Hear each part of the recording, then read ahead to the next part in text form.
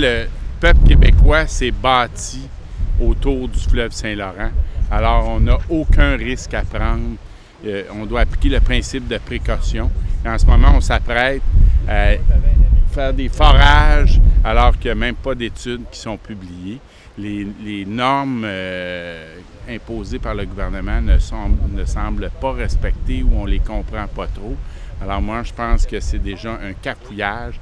Alors il faut arrêter dès maintenant le processus et faire une véritable étude, un véritable BAP qui tienne compte des gaz à effet de serre et qui nous permette d'évaluer. Mais sur la base des informations qu'on a jusqu'à maintenant, c'est vraiment une erreur que le port soit, d'une part, bâti à Cacouna et tout le projet de pipeline Énergie-Est semble désavantageux pour le Québec, économiquement et environnementalement. On est devant les barges de forage de TransCanada en vue de la construction du port pétrolier de Cacouna. Quelle menace pourrait représenter pour le Québec le développement pétrolier du Canada? Bien, je pense, d'une part, tout déversement ici serait catastrophique.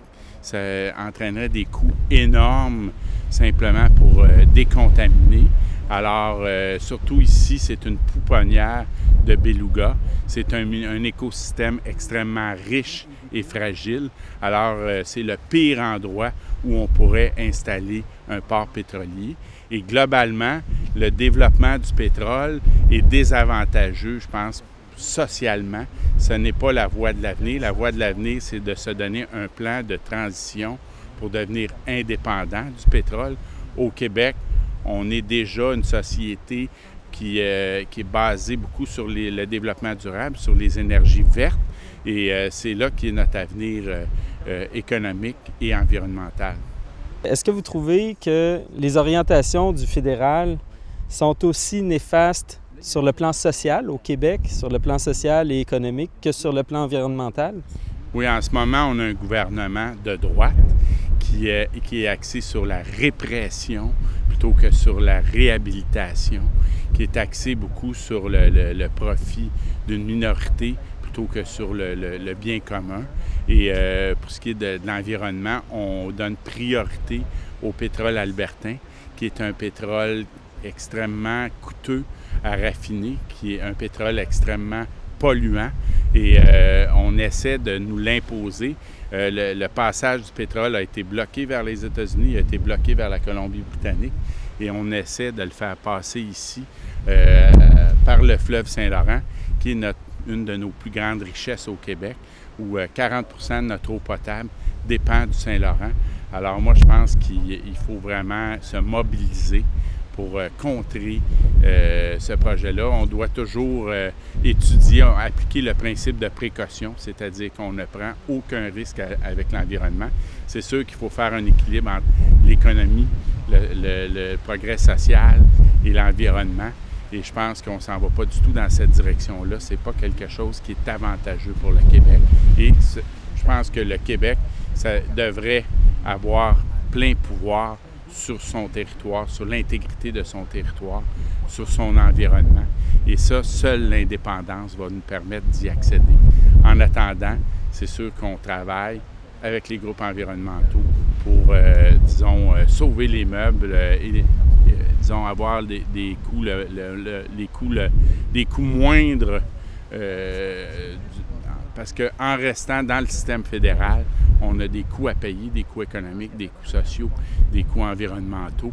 Et je pense qu'il faut vraiment se mobiliser pour faire progresser la cause de l'indépendance le plus rapidement possible. Et d'ici ce temps-là, bien, la meilleure façon de le faire, c'est de faire la promotion de l'indépendance. Et ici, ça passe aussi par la promotion de l'environnement, la promotion de l'intégrité du territoire, de l'intégrité du fleuve Saint-Laurent. Au cours des dernières années, il y a eu un effritement important des mesures de soutien aux coopératives du côté du fédéral. Il y a aussi au niveau des coopératives d'habitation où il y a l'aide fédérale qui est disparue. Comment interprétez-vous, par rapport à d'autres secteurs aussi, cet effritement là, du soutien aux coopératives fédérales? Moi, je pense que c'est déplorable parce que les coopératives, c'est vraiment une façon d'aller vers un développement social, d'aller vers une responsabilité sociale, un bien commun. Et malheureusement, le gouvernement conservateur actuel fait la même chose, que ce soit en assurance-emploi, où il y a de moins en moins de chômeurs qui ont accès à l'assurance-emploi. On a des coupures aussi dans tout ce qui touche le communautaire, tout ce qui touche les organismes de défense des droits. Alors, c'est toute une série de mesures, je pense, qui ne rejoignent pas le consensus québécois. Et moi, je pense que c'est une raison de plus de se mobiliser pour finalement faire du Québec un pays. Aujourd'hui, les Écossais votent au sujet de leur propre indépendance. Dans quelques jours, on a vu que M. Jacques Parizeau allait présenter sa vision et ce qui a circulé, c'est la phrase « Les souverainistes sont devant un champ de ruines ». Quel est votre plan de reconstruction? Pour moi, je crois beaucoup à ce que Jean Garon disait. Il faut vraiment se remettre à l'action, aller sur le terrain, parler avec les gens, les écouter, expliquer pourquoi on veut faire un pays. La situation de l'Écosse, le référendum en Écosse, montre bien que la question de l'indépendance, c'est pas seulement au Québec, c'est la question de l'autodétermination de tous les peuples minoritaires à travers le monde. Pierre Bourgault disait se battre pour le français au Québec, c'est lutter pour toutes les langues du monde contre l'hégémonie d'une seule. Alors je pense qu'on a une cause commune avec tous ces peuples-là à travers le monde. Et au Québec particulièrement, je pense qu'on est rendu à l'étape de vraiment se remobiliser sur le terrain, d'avoir le courage de nos convictions et d'y aller faire du porte-à-porte, des assemblées de cuisine, recommencer à se mobiliser.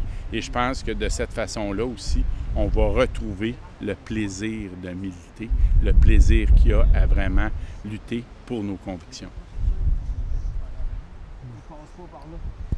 Et plus concrètement, à l'approche de l'élection qui s'en vient en 2015, quelles leçons tirez-vous de la défaite cuisante de 2011? Bien, pour moi, il y a toute une série de facteurs qui ont joué à l'élection de 2011.